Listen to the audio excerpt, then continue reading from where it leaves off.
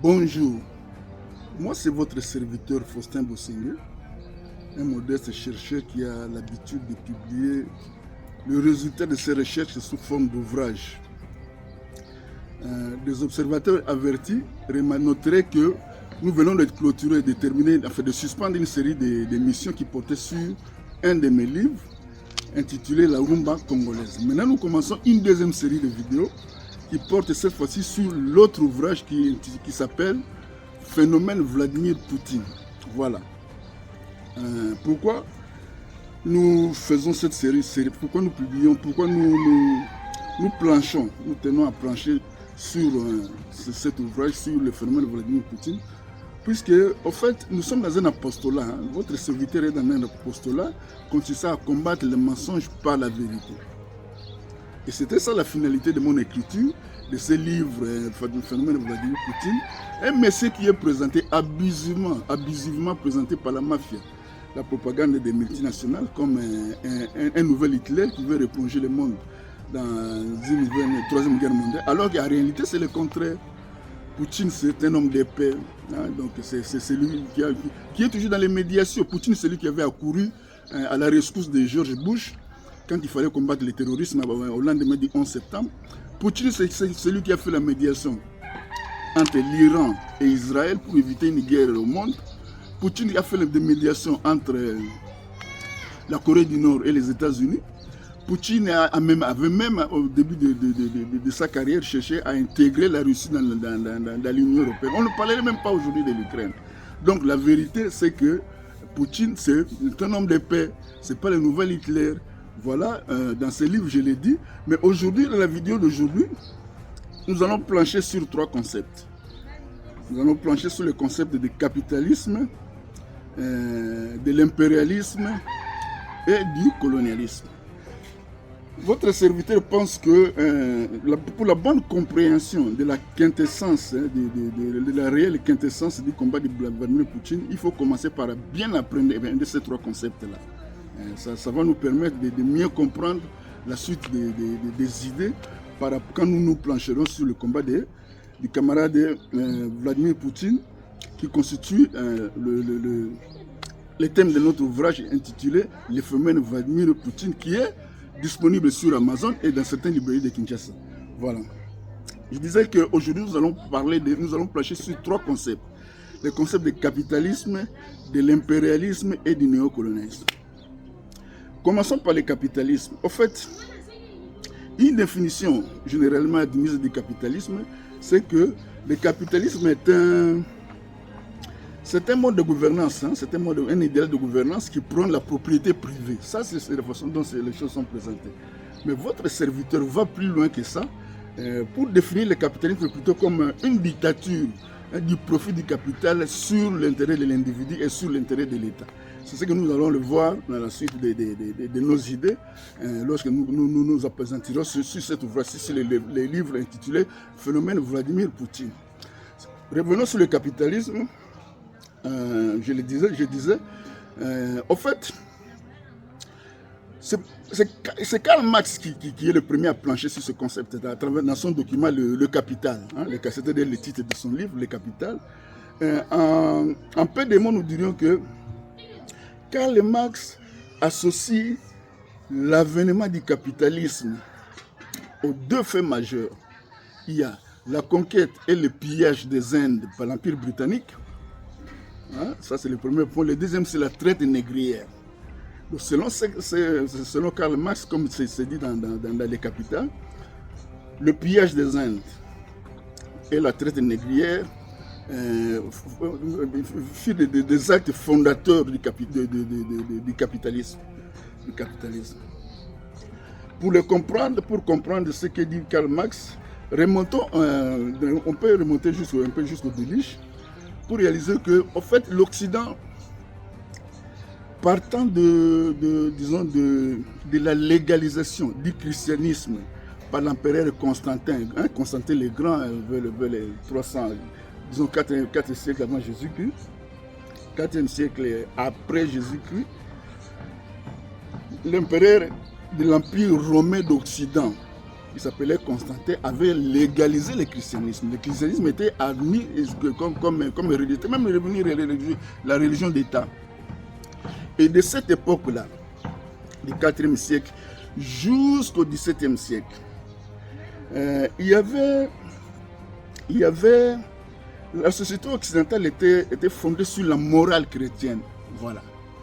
Donc, de la légalisation du christianisme par Constantin le Grand, vers 300 après Jésus-Christ, jusqu'à l'instauration de l'impérialisme britannique au XVIIe siècle, la société occidentale s'est fondée sur la morale chrétienne. Et dans cette morale-là préconisait la suprématie du spirituel sur le matériel. En d'autres mots, il n'était pas décent à l'époque de trop, pour un individu, de trop être attiré par les profits, donc les gains, la recherche de biens matériels. Ça s'apparentait ça allait vers le péché, ce n'était pas bon, ce n'était pas une bonne affaire. Et c'est comme ça que l'Occident a fonctionné pendant tout ce temps-là. Donc, en consacrant la primauté du spirituel, de l'esprit sur la matière. Voilà ce que je voulais dire. Maintenant, qu'est-ce qui s'est passé pendant tout ce temps-là, du 4e siècle après Jésus-Christ, jusqu'au 17e siècle? Qu'est-ce qui se passe au 17e siècle? Au XVIIe siècle, il y a un phénomène, il y a la conquête des Indes par l'Empire britannique. Voilà, nous sommes maintenant à la genèse de l'impérialisme. Nous avons parlé du capitalisme vu par Karl Marx. Maintenant, nous sommes dans la genèse de l'impérialisme. En fait, l'impérialisme commence comme l'impérialisme britannique. Voilà. Et c'est l'impérialisme britannique qui va donner l'impérialisme américain. Et finalement, les deux déboucheront au néocolonialisme. On en parlera. Mais commençons d'abord par l'impérialisme britannique. En fait, qu'est-ce qui se passe vers 1600, au XVIIe siècle? C'est que l'Empire britannique, la couronne britannique, acquiert des possessions aux Indes. Ils colonisent les Indes. Et on crée ce qu'on appelle la compagnie des jésuites. C'était un peu le genre de Gécamine et Union minière chez nous. Donc c'est un gros bazar. C'est vraiment des gros intérêts financiers. C'était une propriété des Indes. C'était une propriété des Indes. Mais qu'est-ce qui se passe à un moment donné? Dans cette proportion du capitalisme-là, à consacrer la primauté de l'intérêt la primauté du profit du capital sur l'intérêt de l'individu et de l'État, la couronne britannique a fini par s'approprier la couronne des Indes. La couronne britannique a pris ça par la force. C'est ça le début de l'impérialisme. Empire. C'est ça l'impérialisme britannique. La conquête, le pillage des Indes. Et c'est devenu, la compagnie des Indes, c'est devenu une propriété de la couronne, comme ça, de manière autoritaire. C'est ça la prédation. C'était le début de la logique prédatrice de l'impérialisme. Et maintenant, qu'est-ce qui se passe par après? C'est qu'au niveau de la Grande-Bretagne, il y a ce qu'on appelle l'église anglicane, qui est pratiquement une religion d'État. L'église anglicane avalise cette dictature de la matière, de profit du capital sur l'intérêt de l'individu et de l'État, en reconnaissant, en ne s'opposant pas au pillage des Indes.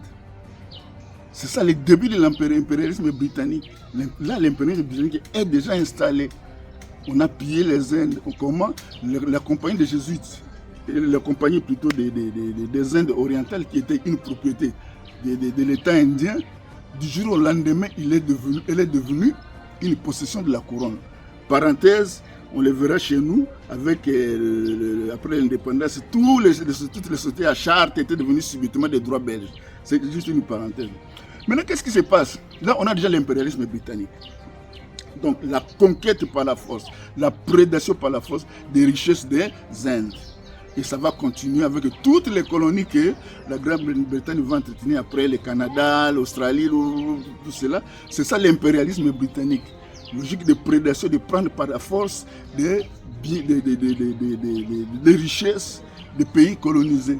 C'est ça l'impérialisme britannique. Maintenant, l'impérialisme britannique va engendrer l'impérialisme américain. Comment? Nous disions que l'église anglicane avait avalisé, avait cautionné, avait avalisé cette mutation morale de la société chrétienne où les profits du capital, on reconnaissait que les profits du capital primaient maintenant sur l'individu et l'État.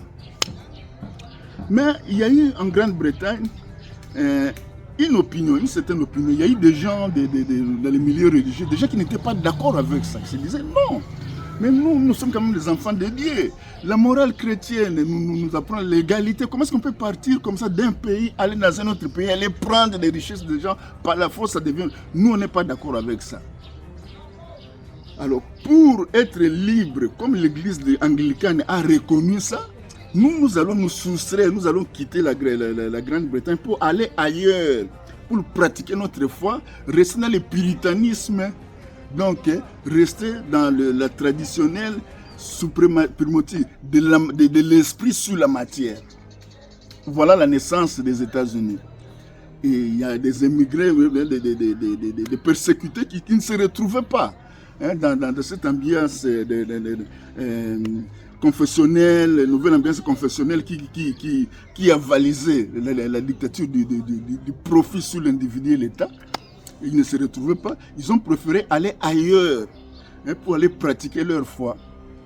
C'est ça le début de la colonisation de l'Amérique par des Européens.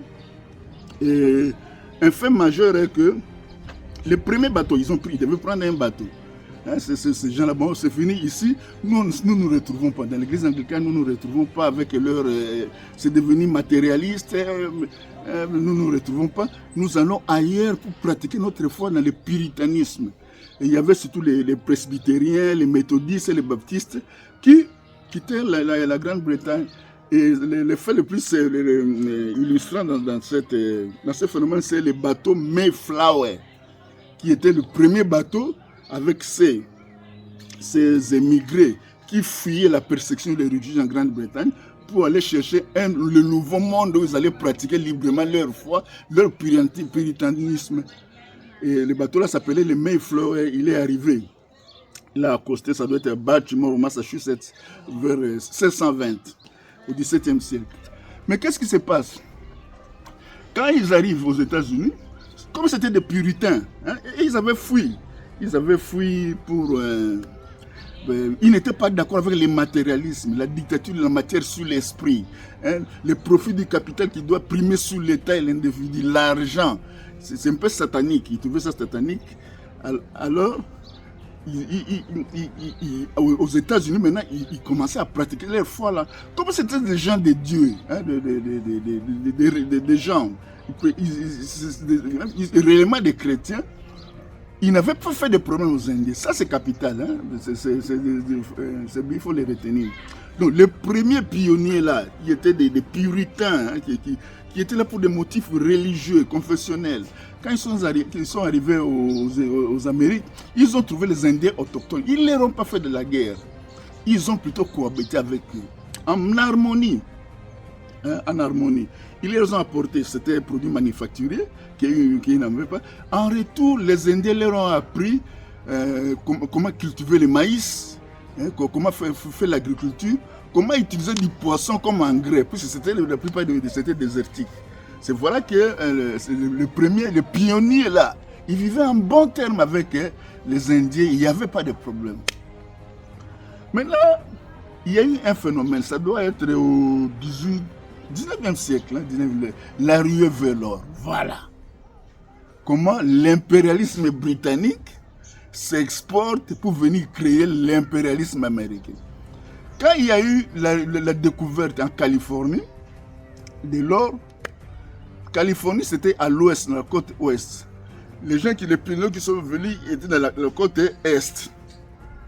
Maintenant, qu'est-ce qui se passe? Comme les gens ont appris en Europe qu'on a découvert de l'or en Californie, les gens, les matérialistes là, les gens qui avaient le profit du capital, ils sont encore venus. Ils ont rejoint les puritains comme c'était déjà des barbares, comme je le dirais, ils ont amené des revolvers, ils ont amené des armes à feu, alors que les pionniers les pionniers de l'Amérique qui vivaient en bon terme avec les autochtones indiens, et comme ils venaient dans une logique de prédation, ils sont venus pourquoi? Parce qu'ils sont venus parce qu'ils ont appris qu'on a découvert de l'or en Californie. Donc, le nouveau monde, il y a de l'or. Ils sont venus dans le sens de piller. Et ils sont venus par des armes à feu.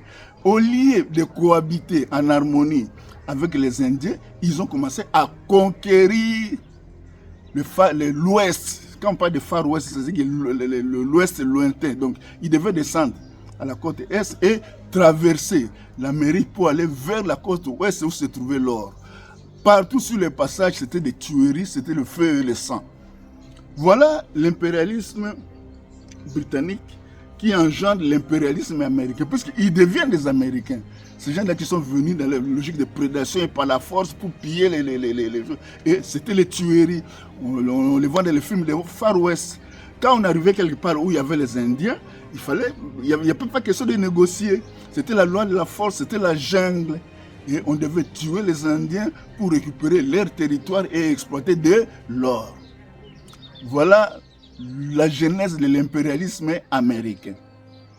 Et quand ils venaient là, il n'y avait pas seulement les Britanniques, il y avait les Français, il y avait les Australiens, il y avait les Italiens, et ils ont fait des compagnies, des sociétés, c'est ça le but des multinationales. Voilà. Pour la conquête pour prendre l'or par la force, l'or des Indiens dans les territoires des Indiens. Il fallait abattre les Indiens, il fallait les tuer. C'est ça l'impérialisme américain. Donc, de la même façon que l'impérialisme britannique avait procédé au pillage des Indes, l'impérialisme naissant américain, dans le Far West, procédait à la prédation des richesses des Indiens, de l'or des Indiens dans la côte ouest des États-Unis. Voilà, nous avons déjà l'impérialisme américain, la jeunesse des impérialismes américains qui a cours légal jusqu'à aujourd'hui.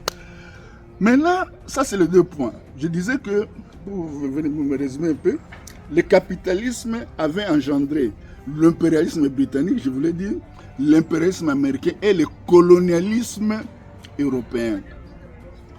Nous avons parlé de la genèse de l'impérialisme britannique, nous avons parlé de la genèse de l'impérialisme américain dans le cadre de la ruée vers l'or et du Far West. Maintenant, nous allons parler du colonialisme européen. Qu'est-ce qui se passe? Vers 1880, déjà à partir de 1880, les gisements d'or dans l'ouest des États-Unis tarissaient, commençaient à tarir. Il y avait plus suffisamment de l'or, c'est normal. À force de piller, il n'y avait plus suffisamment de l'or. Alors, qu'est-ce qui s'est passé? Les gens ont commencé à réfléchir. Ils ont dit, maintenant qu'il n'y a plus de l'or, les gens, c'est qui? Des propriétaires de sociétés, des multinationales déjà. Puisqu'il y avait des sociétés où il y avait des Américains, des Australiens, des Canadiens, des Italiens et des Français qui se sont mis ensemble. C'était déjà ça le début des multinationales. Ils se sont dit, mais comment on va faire maintenant qu'il n'y a plus de l'or? Mais nous, on a investi, nous, on a toujours le profit du capital, il faut toujours avoir de l'argent plus.